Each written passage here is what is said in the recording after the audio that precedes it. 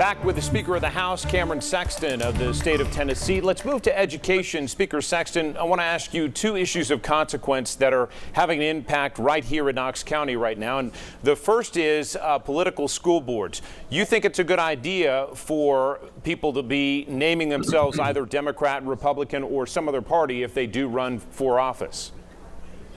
I'm not opposed to the idea. We allowed the local parties to make that determination for themselves if that's what they want to do. And so if that's the direction they want to go, then we're okay with it. Another education question that's impacting Knox County and other districts across the state is the move by the legislature to say if you don't meet certain benchmarks in third grade, you're not going to make it to fourth grade. That impacts about 6 in every 10 students in Knox County right now, and about 7 in every 10 students if you look at the state. Explain the consequences of that and how you see it playing out in districts around Tennessee. Well, I think there's also exemptions to that, meaning if they want to go to the summer school, that's an area where they wouldn't be held back. If they want to have a tutor throughout the school year, then they wouldn't have to be held back. But what we do know is that by the 3rd and 4th grade, if you don't know how to read and write and do math, you're probably never going to get there by high school to be a proficient in that. And so it's really about what is our priority in education? Is it really about educating kids so they can have an opportunity to get a job, to be successful? Or do we just want to have kids to go through and never be proficient? And I think that at some point you have to draw the line and say, we want our kids to be educated so that they can get a job and be successful in life. Susan? Yeah, Mr. Speaker, one of the governor's priorities he's talked about is changing the funding formula for the BEP. That thing's been in place, I think, about 30 years. And it's been, a lot of counties have complained about the way the formula has impacted them. What are you hearing on that? How do you expect that to pass? And is it a good thing? We'll see. I think members, they want to take their time on a rewrite of BEP and not rush to it. So we'll see if we can get it done this year. But I think there is a discussion that needs to be had, and there's things that we definitely need to tweak.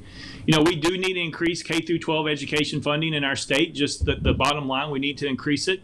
We need to maintain the growth formula because we do have a lot of growth coming in Tennessee. And so those school systems need to have a capability of having extra funding if they get a certain growth into their school system. But we also need to talk about why are we funding our schools the same whether you're a great school or an awful school. And so if you're in Knox County and you're performing better than Shelby County, you get the same amount of money per kid per student. Is that really enticing people to do better? You know, I think teachers and administrators, they want to do great and they're doing great. And we need to increase education funding, but we also need to put in an outcomes-based performance level where if you're achieving high rates of success in your student population, then you should be rewarded and have more money. It's like, as Billy said, you know, if you're running a business and you pay everybody the same regardless of how well they're doing, you're going to have a lot of average people. If you reward the people who are doing great, they're going to maintain and continue to do great, and hopefully those will come up to try to do great things behind them to get more money. And help us understand the original idea of that as well. An offshoot of that, Mr. Speaker, was that smaller districts would be even in the amount of money they receive from the state. Is that right? Because they'd have a smaller tax base. That was part of the impetus for the change, as I understand it. Is that true? And where do you see that breaking? Yeah, I mean, that was BEP 2.0. Excuse me. But, you know, I think we just need to look at, there's a lot of things we need to look at.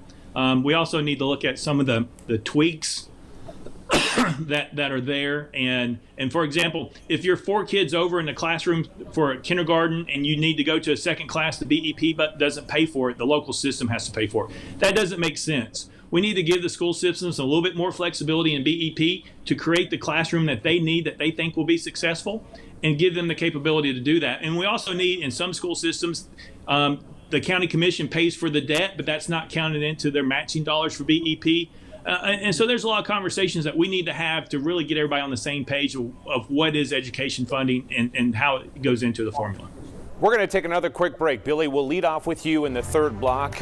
Give us a moment. We're going to pay some bills and we'll be back after this.